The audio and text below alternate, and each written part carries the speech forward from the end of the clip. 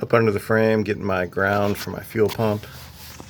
All I did was drill a hole up underneath here, just wherever I could get the drill. I'm going to use that to ground my filler neck and the fuel pump.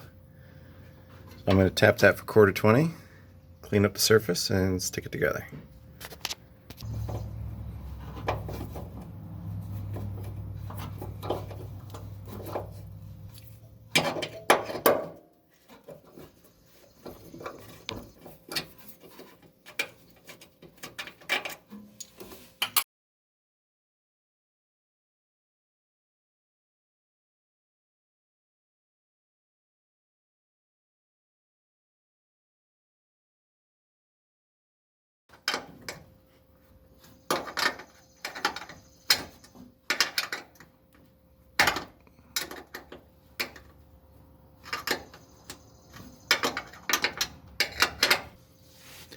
Now, if you've ever used your frame as a ground like this, then you know what's going to happen is after a couple years, or maybe even less, the surface you cleaned is going to get all rusty, especially up here where it's sort of near the wheel well.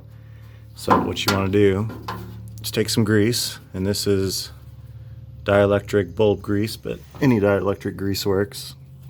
All that means is it's non-conductive, which really for this doesn't matter.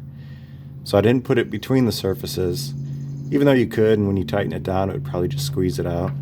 But I'm going to put it around on top of the surfaces. And this is just going to help keep water out, keep it rust free for longer. And yeah, this will probably come off, and I'm not going to say wear off obviously because there's no wear, but this just helps some. Keeps it kind of greasy, and you could always lube it up every year or so if you wanted. Then for the last step, I'll install some wire loom on this just to prevent it from chafing up in there.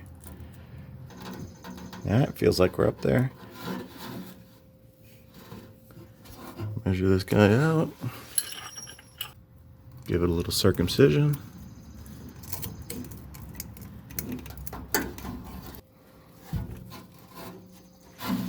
Alright, ground's done. For the power to my fuel pump, I ran it in the conduit along the frame rail that goes to the rear brake lights. So this is it right here, coming up the firewall. And this is the C3 connector, which goes right here on the fuse block. So on the C3 connector, this wire right here, this gray one, is the fuel pump feed wire. So this will let the computer control the fuel pump. Primes the system when you first turn it on, and it doesn't run it constantly when the key is forward. So if you're just sitting there doing nothing, it won't run your battery dead.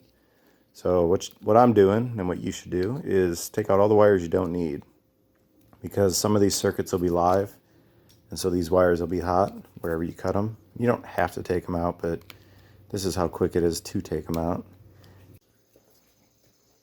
C3 connector's all depinned, so it's just empty. And then what I did was took one of the spare ones, took this apart, stuck it on my hot wire and soldered it on there so it's a good connection. So then, just so I don't screw it up, stick this in, make sure we're in the right way. And these connectors, they're keyed on the side, so they only go in one slot one way. Like, it's pretty much impossible to mess them up. So that one goes in like that, which means my connector goes in this bottom corner.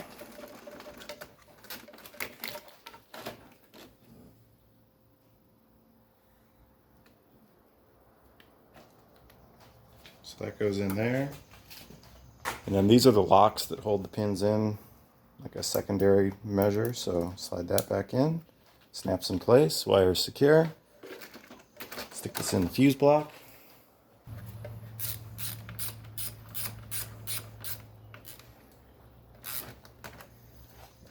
That's it. Now the fuel pump's wired up, computer will control it, run when it needs to and not run when it doesn't need to.